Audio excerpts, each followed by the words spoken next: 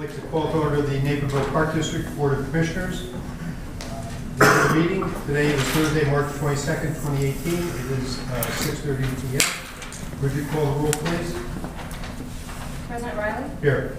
Vice President Chandler? Here. Commissioner Carlson? Here. Commissioner Egan?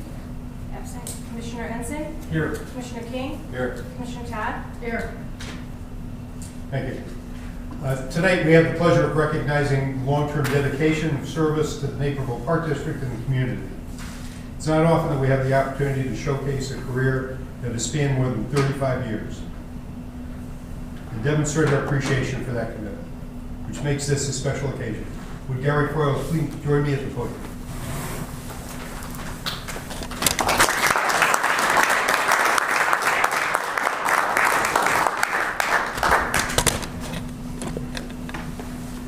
They put together a few notes for me, Gary. It spans a page and a half, so don't worry about this. This won't take long. Earlier this year, Gary Foyles of our Recreation Department announced his retirement from the Park District, effective at the end of March. This calls for a bit of a recap of Gary's long and distinguished career. Gary graduated from St. Charles High School in 1976. Subsequently earned a bachelor's degree in Recreation and Park Administration from Western Illinois University and a master's degree in Public Services Administration from DePaul University. He started his career in recreation working part-time in the village of Glendale Heights and then in Elmhurst Park District. Gary joined the Naperville Park District in 1982 as a recreation program supervisor, and since then has managed countless programs and provided thousands of Naperville residents with quality recreation experiences. Gary was instrumental in developing and assisting with one of our best known and longest running events, Halloween Happening, which was first offered by the district in 1983. Over his time with the Park District, Gary has seen tremendous growth in the community and the organization, from the development of the administration building, opening of several cooperative gymnasiums with the school districts, the opening of the RCC as one of our facilities, development of DuPage River Sports Complex, Frontier Sports Complex, Commissioners Park, and Nike Sports Complex expansion, opening the Fort Hill Activity Center, and much more, which is quite a bit before you even get to the much more. Through the many projects and programs that Gary was involved in, he helped to shape the Naperville Park District into the organization that we are today. We appreciate that. It's also important to note that Gary played an important role in helping to mentor many of our young staff members over the years. Gary's knowledge and willingness to assist others will be greatly missed. I want to point out that Gary's dedication to the field doesn't begin and end with the Naperville Park District. He did, in fact, demonstrate his commitment to the parks and recreation field in several ways. He served as park commissioner for the Batavia Park District from 2009 to 2017. He was also a chairman for the National Recreation and Park Association Certified Park and Recreation Professional, the CPRB exam committee. Additionally, he passed the NRPA's Certified Park and Recreation Executive exam, making him only the 12th individual in Illinois at that time to receive the certification, and only the 109th professional nationally. Quite impressive, to say the least. This, of course, is just a brief encapsulation of all your accomplishments, Gary, over a very impressive career. At this point, I'd like to present you with a certificate. First we get the certificate, then you get the little box. Certificate of Distinguished Service. The Naperville Park District Board of Commissioners and Executive Director are honored to recognize Gary Foyles for more than 35 years of dedicated professional service to the Naperville Park District, community, and the field of recreation. Thank you for your service and for making a difference in the community. March 22nd, 2018. Gary, thank you. Thank you very much. And I'm going to keep it real brief, but you know, it's been a great ride. Seen this community go from 45,000 people to where we are today. So, you know, they kind of ask, hey, how do you stay in the same job for 35 years? And the answer is it hasn't been the same job. It's been constantly changing and growing, and this park district has been one that I tell the new people to come in, just has so many opportunities for professional growth, and you as the board and the staff have provided us with a lot of those opportunities, a lot of those resources and tools that really make things a lot easier today than they were at one time. mentioned, Park District had one computer when I started in the business office. The internet hadn't been invented yet. You know, just finding a place to buy supplies was, you know, going through catalogs. You're on the phone all day. I don't think I got a pager until the early 90s. And I think I remember the day the computer appeared on my desk and they said, "This is your email address." And I'm like, well, why do I need that? Who's going to contact me by email? Because I don't know anyone else who has an email address. So I guess I missed the boat there, and I guess that's why I'm here and not in computers. But, thank you for your support and dedication. You know, what we do is really important for this community. And, you know, I've committed more than half of my life to that. So thank you.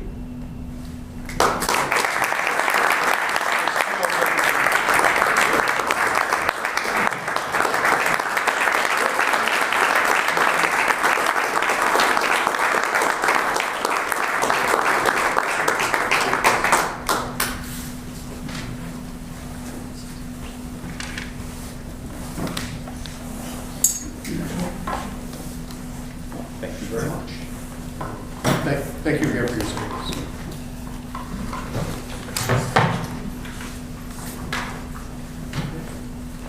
You guys can leave.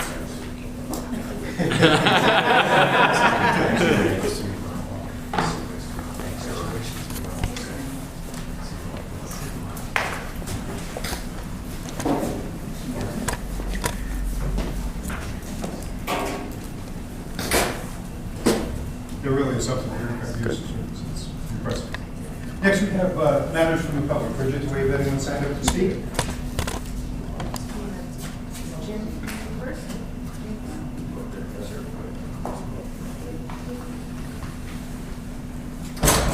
If you would just say your name and where you live, so we have it on record. My name is Jim Worley, lifelong Naperville resident. I live at 1538 Tree Line Court. And my friend Jim Camasto and I are here representing the many pickleball players that have evolved in Naperville and our surrounding areas. And I don't know if you're all aware or not, it's one of the fastest growing sports in America right now. And some of it's being played right here in your new facilities that we've used in the past. And Naperville's always been on the cutting edge of recreational activities, and what we're trying to talk to you about tonight is the need for some outdoor courts to be constructed in Naperville. We've seen this happen in a couple of communities in the surrounding areas, and they're very well received. People are playing it whenever the weather allows, obviously. But currently there's no outdoor courts in Naperville, with the exception of Ranch View Elementary that has tennis courts that they share pickleball on, and at DuPage River Park. But the problems that come along with that are obviously you're fighting with tennis players to try to play a different game, and they don't always go for that. And obviously they're tennis courts, so we're kind of asking if we can use them. And the other issues there are, like at Ranch View, where they have 3 courts, there's no windscreens. Last year there weren't even any fences, so nobody could even play tennis on those courts for some time. So what we'd like to try to talk to you or ask you to consider is the possibility of having pickleball only courts somewhere in town. My first choice would be somewhere in the Nike area in that park. It's a great location, easy in, easy out, it's got all the facilities. Montgomery, Illinois put 6 courts in last year from 2 tennis courts that were never being used or seldom being used. And they got a group of people together that got them to put in these courts. So in the space of 2 tennis courts, you can construct 6 pickleball courts. So you're not taking up a lot of space, and to utilize space that's already there is obviously a lot more economical. So that's kind of what I wanted to bring to the table tonight. We've seen it really very successful in many areas around, and there's total retirement communities in the south and out west that are devoting, their whole population towards the sport. So it's growing. It's not going anywhere. People are playing it everywhere they go. Naperville could use more places. This is the only place here that you guys even have set up for pickleball, and we're going other places because it's too crowded. We've had to go to private indoor clubs to play, and we go to surrounding park districts because they offer it all the time, and we just as soon stay in town and bring people here to play. So it's going to be used, I promise. If it ever gets built or even considered, I think you're going to find that there's going to be a lot of people that are going to be using it. So Jim had some numbers on some other clubs or towns that have also have built some. If you want to add anything, Jim, go ahead. Sure. Jim Camasto, 728 Citation Drive, Naperville, homeowner since 1994, 95.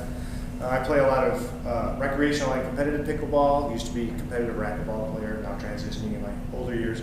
I don't know if you need to know background on pickleball. It's a growing sport with senior population.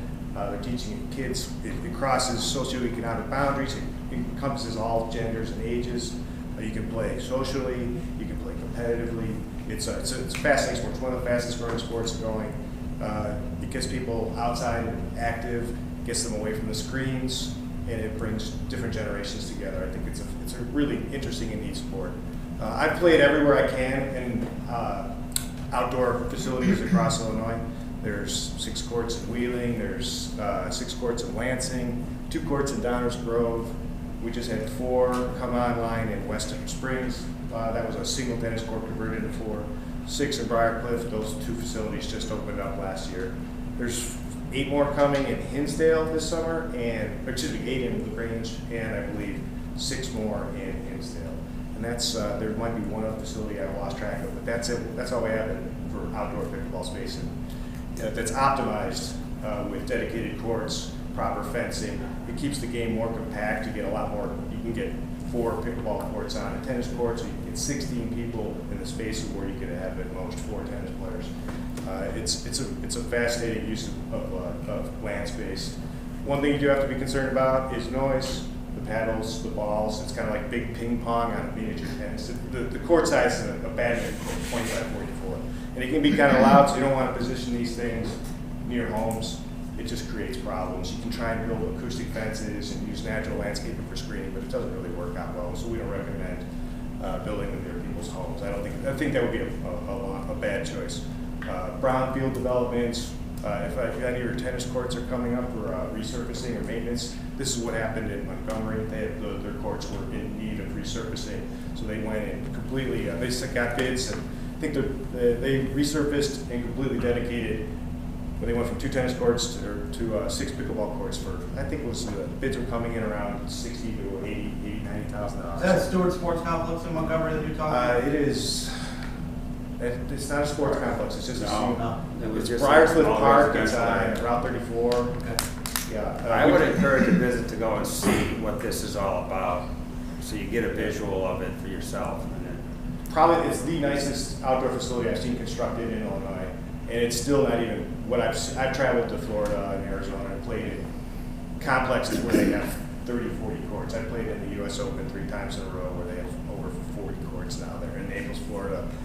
And you can see a dedicated court would be approximately about the size of maybe 2/3 of this room. The fencing is reasonably tight. You've got about 10 feet of runoff room so you can play safely, but also it puts everyone together and you're not chasing balls all over the court. That's the downside with a shared purpose tennis court, is you end up chasing balls more than you end up playing because you're running 30 feet to the back fence to pick up all your balls and then come back into play. But If I could. Sure. We certainly appreciate the interest and the passion that you have in the game. Pickleball, from my perspective, a couple of years ago it wasn't on our radar, then it got on our radar, and last year we wound up having a pickleball tournament. So it is something that we are aware of and cognizant of in our planning going forward. But I do ask if you could wrap it up because we do. Oh, of course. Yeah, I didn't mean to jeopardize your time, and I don't mean to assume that you haven't even understood. I just what I would like to offer is my ability to help connect you with resources for whether it's statistical data on how the growth is happening in the state or worldwide, ambassadors access. I know most of the ambassadors in Northwest Illinois. Any sort of resources you might want, a day visit out to some of the facilities, anything that we can help you with. So, thank you. Thanks for your consideration. Appreciate it. Anyone else signed up to speak? Okay, next item is the consent agenda. Are there any items to be removed from the consent agenda? Move to accept consent agenda items A through D. Second. Would you call the roll, please? Vice President Janner? Yes. Commissioner Todd? Yes. Commissioner Carlson? Commissioner Ensign? Yes. Commissioner King? Yes. Commissioner Riley? Yes. Move to approve consent agenda as accepted as a voice vote. Second. We have a motion and a second, all in favor? Aye. Opposed? Motion is carried. Next, we have unfinished business. We have no unfinished business. Under new business, we have discussion items. First is the RIVFest operating agreement. At the upcoming meeting, for your approval will be a 7th amendment to the current RIVFest operating agreement. And the amendment addresses two things. We are allowing the club access to the outfield of Field 6 in Naperville Park for fireworks viewing. That's on the south side of the park. There are different parameters in place to ensure that it's done responsibly. So the footprint of the event is changing a little bit just for that one day, and that's going to be on the 4th then from 5 p.m. till close. And the second item being addressed in the amendment is dates. The event is going to start on July 4th, which is something that hasn't happened before, and run through July 7th. Typically, either it falls within the middle or will lead up to the 4th. So those try to learn. Is that the date change for 2018 or 2019? Yeah, so the 4th's on a Wednesday. Right. So the Wednesday to Saturday. Personal policies update. Since you're on roll. Yeah. Last month I discussed the policies that were coming to you for change based on the staff review. At our next meeting, I'll have 3 policies in front of you that are the result of the legal review. Nothing earth-shattering in our hiring procedures. There is additional information regarding applicants not being obligated to discuss expunged juvenile records for education or arrest, and that information that is already on our application for just making the policy mirror that. And then on our 0209, we added information just reiterating the fact that if non-exempt employees work 2 jobs within a district at 2 different rates of pay, overtime is paid at a blended rate. And then 0707, our sobriety and substance abuse policy, and this is exactly why I have so many of our eyes looking at these, meant to indicate that their participation in a treatment with all rules established by the district will not itself protect the employee from disciplinary action should job performance remain now satisfactory. It should be unsatisfactory. So those are the changes coming before you, and we'll have that on the next agenda. Next is the Cloud Creek Greenway Shoreline Restoration. Yes, as discussed at the August 10, 2017 public meeting, presented to the public and included in the 2018 capital budget, there's funds to restore the shoreline at Cloud Creek Greenway. As you may recall, in 2017, we worked on the western pond. This is phase 2, the eastern pond. So a contract will be presented to the park board for consideration in April. Just want to give you an update on that part. Next, Fort Hill Activity Center Upper Level Track Control. So this project we discussed with the Parks and Rec Committee on March 16th. And we have funds allocated for this project as well. We put this project out to bid. The total budget amount for this project is $38,000. The low apparent bidder is $34,320. We had a scope review meeting with the contractor yesterday, and all in all, that meeting went extremely well. With that being said, a contract will be presented to the park board for this project at the April 12th park board meeting. And also, just so the board is aware, this work will occur in the end of August when our facility is running at a slower rate for maintenance and operations type activities. So this aligns well with it, but we want to get this project under contract so the contractor could submit the shop drawings and secure the labor in preparation of this work in August of this year. Okay, Maywatts Park Trail Improvements. So this is another 2018 capital project. $35,000 is allocated for this. It's to convert portions of the stone trail that tends to get washed out after large storm events. We started phase 1 of this last year in 2017. This is a second phase in 2018, and a contract is proposed to be presented to the board for consideration and approval of this April. Then the Naperville Central High School Community Room renovation. So lastly, this project relates to the intergovernmental agreement that the Park Board and School District 203 approved earlier in the year. Part of amending the agreement and extending the term out for another 20 years. The community room renovation, working with staff and a project architect, would involve resurfacing the wood floor, new painting, removing an overhead door, removing and replacing the existing door so we have more room for mirrors and other improvements to the room itself. A contract for that work is also proposed to be presented to the board for consideration in April. The work will occur over the summer months while school's out of session and be ready to go.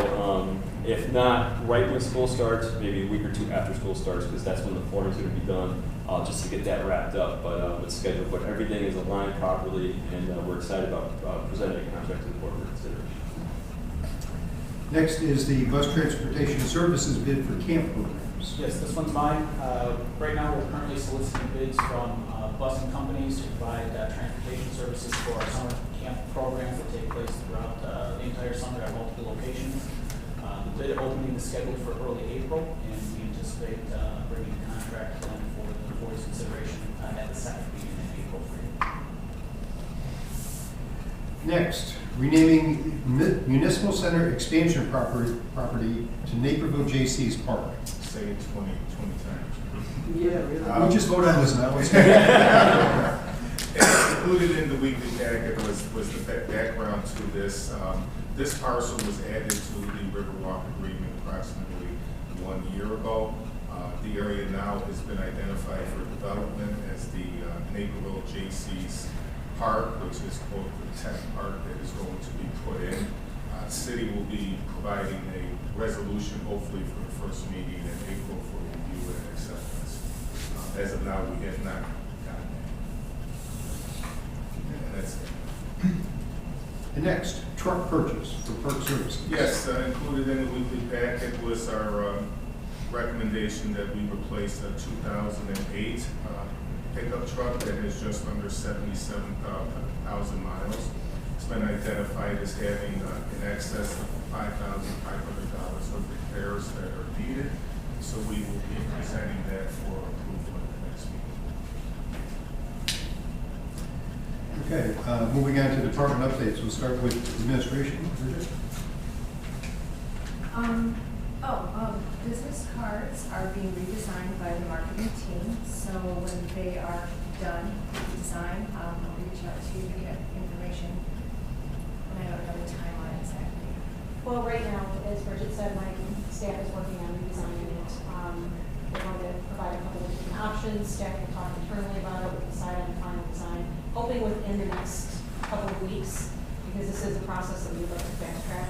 And then the other part of the fulfillment, because we are going to be printing them in-house, we've got the capability for a great printer and a cutter. It is going to take a little bit longer than just calling the printer and having it done. So ask you to be patient with us. We'll get that rolling as soon as we can. And one of the thoughts that I had on this was, for some reason I never really totally understood. Always had the Park District phone number on there, on my card.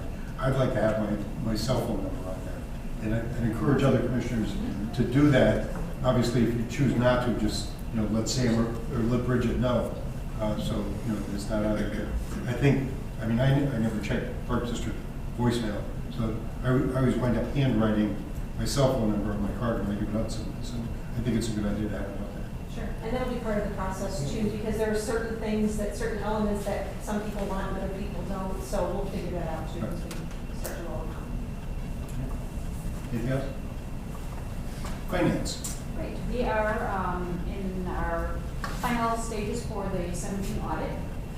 I shared this with the finance committee. It went very well as usual.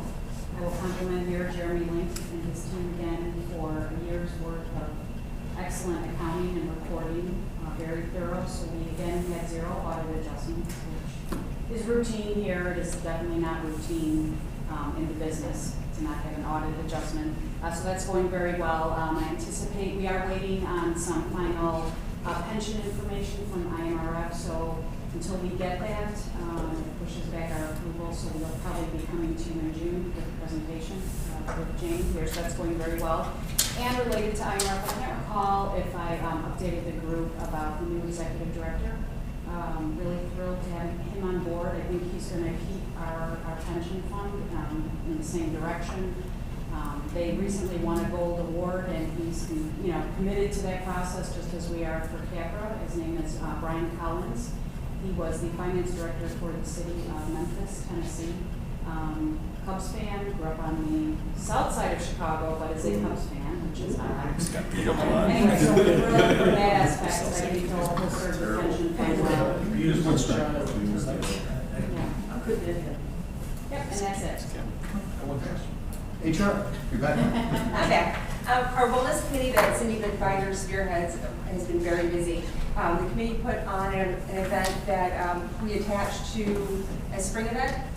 We do a spring lunch with staff centered around the March Madness. It's that first Thursday of the game. So they put together a Minute to Win It challenge that had the similar brackets, and we had participation from every department. This district is horribly competitive. Yeah. Wonder where that comes from. Yeah. People that didn't win, afraid they wouldn't be able to sleep for days. I mean, it was just, yeah. There was changing of shirts. There was a lot that went on. But the committee really did a nice event, and there's still a lot of buzz around it, so I would expect that they'll be looking to do similar moving forward. Since our last meeting on February 22nd, on the 24th, the district held our third job fair, and we showcased different positions across the district. Participation was lower, but it seems that the quality of candidates was there. But we've been trying to brainstorm other options, ways that we can really get in a lot more of our applicants that will be 18 and older, because that's what we need for parks, and that's what we need for food service. So one of the things that we're looking to do is more of a job showcase over winter break, when college students might be home or parents are trying to get their high school students out. And then at that same time, we would also do recordings. The different supervisors would speak so that we can create either like an online, either just an about kind of section or even a virtual job fair. So yeah, we're looking to do some things a little bit different, and I'll keep you posted. IT. So we're in full project mode, and I could tell you a lot of it, but it would probably make your eyes glaze over as normal. You know, it's stuff that it happens. Switches, servers, applications, all that good stuff. But one of the more exciting updates that I have for you is the Wi-Fi project, and that is after almost like 2 years, it seems like. It's rolling out after a lot of help from legal and marketing and everyone. This was one of the first facilities that we did, so if you log on to the Wi-Fi, you'll see a different interface. You know, honestly, it's just different. It does allow us to collect a lot of information that we otherwise wouldn't have. And it eliminated a $1,400 a month, or will be after this month, because we switched over March 1st. We'll be switching over covering the cost of cable for every machine as well as Wi-Fi. This is significant, especially in situations such as the beach. When you guys came to us and said, hey, what does it take to make the beach light up? Well, we looked at about $60,000 just for the equipment, as well as the bandwidth cost for about $1,000 a month. You know, we could throttle it, but it'd be lower, you know, yada yada. So I don't want to say it's savings, because we wouldn't have done it if we wouldn't have been able to do it this way. But now we're finally, you know, rolling out. We're implementing some firewalls just to make sure that it's safe. Even though it's not touching our network, we are installing firewalls on the public Wi-Fi just as it is here. And yeah, that's what I got for you guys. Actually, Knock Knolls, this facility, and Naperville so far are the ones that have the same kind of Wi-Fi infrastructure as this one. Thank you.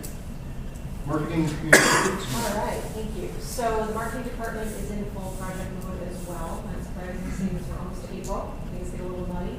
I do have several updates, and my staff and I have been really focusing on our goals for this year. We've got several of them, and we're making some really good progress. So we have fulfilled our department goal of selling 2 ad spots in the Fort Hill Gym. I'm sure most of you have seen that. We've got Woody, UFGMC, his logo, and we also have Dick's Sporting Goods. And been very, very well received. Had a lot of buzz generated about it. Stacy's gotten some other calls. We do have 2 other places that we can sell those similar type things, so that's pretty exciting. The goal was to sell 2 for 2018, and certainly we're not going to stop there, but we can check that off the list at least for now. We are also going to be sending out a survey to our sponsors tomorrow, and we'll be taking feedback for the next 2.5 weeks. We've never done a sponsorship survey, and the sponsorship program has been around since I believe about 2000, 2001, and I think it's a good opportunity for us to take our sponsors' temperature and just to make sure that based on what their experiences are, based on what they're sponsoring or advertising with us, that they're happy with the program. If there's anything that they can recommend that would make their experience better, we're certainly open to that. So that's something else on our goal list for 2018. Continuing along the lines of goals, we are working on our infographics initiative. For the past couple of years, we've really delved into the importance of storytelling with the Park District, whether it was starting with the Park Talk blog, then migrating to the podcasting and some of the really nice stories that Sue's been able to do through some of her work. So the next step is infographics, because we know that can't somebody shoot here, read these 5 paragraphs. So everything is really distilled down to graphics these days, and I think it's a great opportunity to continue that storytelling and also educate our residents, whether it's about the value of tax dollars, it's our Sustainable Parks Initiative. There's a whole host of things that we can use infographics for. So the plan is to start off, I don't really know how long it's going to take the whole process to create one infographics. We're going to kind of see what happens. But initially we're thinking we're going to roll out 1 per quarter, which makes sense on a seasonal basis. We'll use the program guide as a launching pad. We'll have a library on our website. We'll use social media, put it out there as well, and be able to do some creative things in our facilities.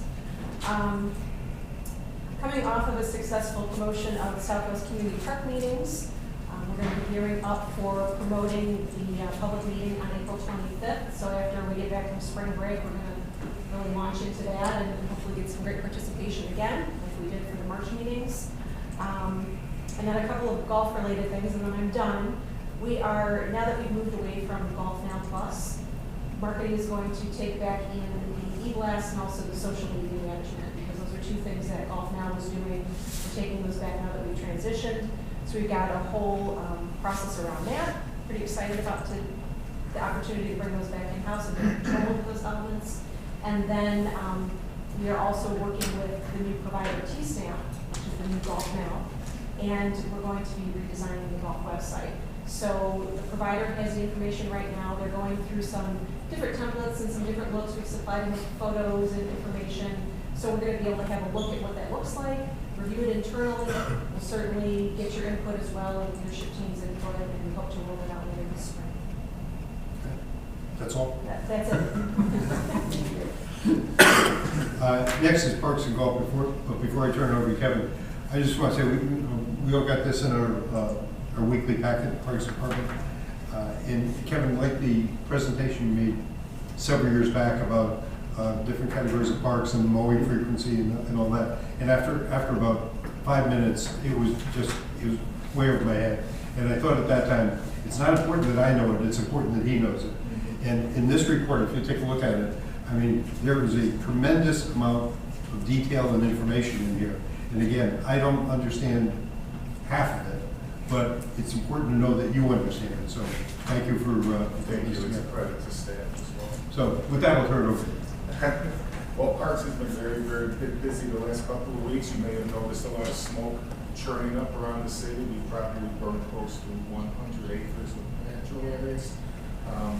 We're also gearing up for the opening weekend for programming, meaning soccer and lacrosse and baseball, which is the weekend of April 6th. In fact, the high schools have already had games on a lot of our fields, and the lacrosse teams are out there as well. We're also started preparation for the beach pump down this week. A little bit of interference with the weather. It's kind of hard to operate in the morning when it's not even 32 degrees yet, but that is going to change next week. And in addition, we just received our first appointment today to work with the city to renew the Riverwalk agreement. That first meeting will be held on April 6th. As far as golf is concerned, golf had their first, they had their full opening on March the 15th. Very successful day, the day after St. Patrick's Day on March 18th, where we had over 300 rounds that came in that day, and the range was packed. Our Brooks League membership program is doing well. Thanks, Sam and your team, for getting the word out. As of right now, today, 75% of our members from last year have renewed, and we've doubled the amount of new memberships. So they have until March 30th to take advantage of the incentive to join, which is a gift card, and we're hoping to get a lot of those back as well. As Sam alluded to earlier, we are now open, fully operational with T-Snap, the new point of sale. Staff is still getting familiar with it, but overall, it's going well. And for right now, that is it. Eric, planning. Yes, so Sam mentioned the Southwest Community Park Site Master Plan process. Last night, and during the day, we had two workshops, one at 1 p.m., one at 6 p.m. At the 1 p.m., we had 15 residents. At the 6 p.m. Workshop, we had 4 residents. But overall, we had really good input from that process. I know Commissioner Riley and Singh both participated in the 1 p.m. Workshop, and it was great because participants were able to pick the amenities and through an online device with their phones, and had a collaboration afterwards, which was really good. A lot of times you hear from residents a certain, like, I want a pool, or I want a track or something like that. This, after each voting, there was collaboration. So everyone got to understand where the other person was coming from, which was a very valuable experience. And the input we received from showcasing the concepts presented yesterday will be utilized to develop a refined one concept that can be presented at the April 25th public meeting. It's public meeting number 2. Working with Sam's team, we'll do the full PR blitz again with the postcards and press releases. Try to get as many people out as possible. Also, during that public meeting on the 25th, we'll delve a little bit deeper into the indoor amenities. The workshop yesterday was a little more site-related to get everything positioned on the property. And then on the 25th, we'll go more into detail on the indoor space, and then also a little bit more on the layout. So really excited about the process. It's going extremely well. And then once we have the meeting on April 25th, we'll go back to the project team, refine all the ideas, take into consideration input from the residents, and develop that site master plan. And that will be presented to the board for discussion. We're hoping at the May workshop. So that's the time. And for the other commissioners, at yesterday's meeting, site plans that were put out included dedicated pickleball courts. I didn't want to mention anything about that tonight when Jim Willard was here, because that's really just in the very initial design concept phases. We don't want to set any unrealistic expectations because we haven't made any decisions on anything, but obviously pickleball is something that we're looking at quite a bit. And then lastly, I just want to touch on a project we discussed earlier in the year. It's the Naperville Park Central Maintenance Facility Equipment Canopy. As you may recall, we rejected all bids because of budget constraints. We put portions of the project back out to bid, for instance, the architectural structural steel. Our goal was to bring that project in at $45,000. We were able to bring it at $36,443. And the sheet metal, the goal was $75K, and we brought it in at $69,400. So you'll be seeing contracts for those portions of work presented to the board at the April 12th meeting. Okay, next, future meetings. It'll be a regular meeting of the Board of Park Commission. Recreation. Oh, I'm sorry, how did I forget recreation? How can I possibly do it? Just a couple things, I'll be quick. We recently completed interviews for program manager position to replace Gary as he prepares to retire from the district. There will be a formal announcement once we get through all those steps as part of the hiring process, but right now we have a candidate that is prepared to start with us in mid to late April. So more information to come on that. You can watch your email for that. We are gearing up for summer, quite a bit of part-time positions that we are hiring for right now. The crunch is to hire and bring on our Centennial Beach staff. So we are still in need of another Centennial Beach manager, as well as lifeguard staff and some of the other positions there. Jack Gonzalez is working with our human resources department to get the word out and hopefully to get some good candidates there. We are scheduled to open the Riverwalk Cafe, weekends only, weather permitting. We'll start in mid-April. We'll run weekends only through until Memorial Day weekend. And then at that point, we will be a 7-day operation through Labor Day weekend. So more to come on that, but working with Divya, our new cafe manager, she's got some great ideas that we're interested to roll out as we get ready to open up this season. And then lastly, we've started to accept applications from vendors for the farmers market that will be held on Thursday evenings in partnership with 95th Street Library. The farmers market is scheduled to be open from early June through late September, and that's each Thursday evening throughout the course of the summer. Certainly more information to come on that. Quite a bit of the marketing will begin in the summer program guide that we're finishing up now, as well as a number of other pieces that Sam will continue to work on as we get closer. And again, I do apologize for almost going over the core of our operation. Now we'll go to future meetings. Regular meeting of the Board of Park Commissioners, April 12th, 2018, 7 p.m. at Municipal Center Council Chambers. Regular meeting of the Board of Park Commissioners, April 26th, 2018, 6:30 p.m. here. Followed by regular meeting of the Board of Park Commissioners, May 10th, 7 p.m. Council Chambers. Followed by regular meeting of the Board of Park Commissioners, May 24th, 6:30 p.m. here. We have no executive session this evening, so our next item on the agenda is adjournment. Move to adjourn the March 22nd, 2018 regular meeting. Second. Motion and second. All in favor? Aye. Thank you all.